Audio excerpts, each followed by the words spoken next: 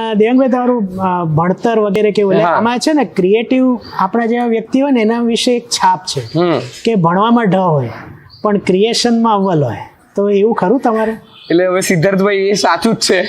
ખબર નહીં કેમ હું એવું નથી માનતો કે ભણવાની અને ક્રિએટિવિટીમાં એવું જરૂરી નથી કે તમે ક્રિએટિવ આપણે ભણવાને સિરિયસલી નથી લેતા. હા, વાત એ છે. અત્યારે હું દરેક વસ્તુ જે ડેડિકેશન સાથે ધ્યાન આપીને કરું છું ને એ કદાચ હું ભણવામાં નહોતો કરતો. કેમ? કારણ કે મને એમાં રસ નહોતો પડતો.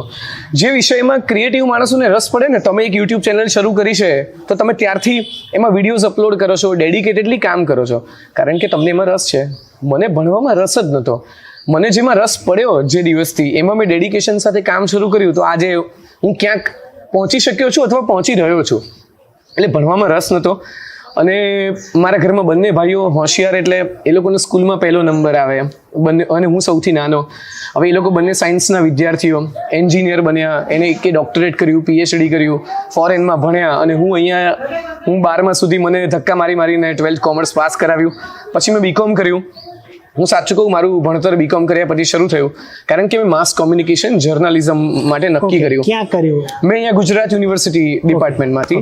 તો ત્યાં સોનલ પંડ્યા અમારા HOD, અને એમની અંડરમાં જ્યારે હું ભણ્યો એટલે હું સાચું ભણતર મારું 2 વર્ષનું, જ્યાં મેં માસ્ટર્સ કમ્પ્લીટ કર્યું માસ કોમ્યુનિકેશન અને જર્નલિઝમમાં.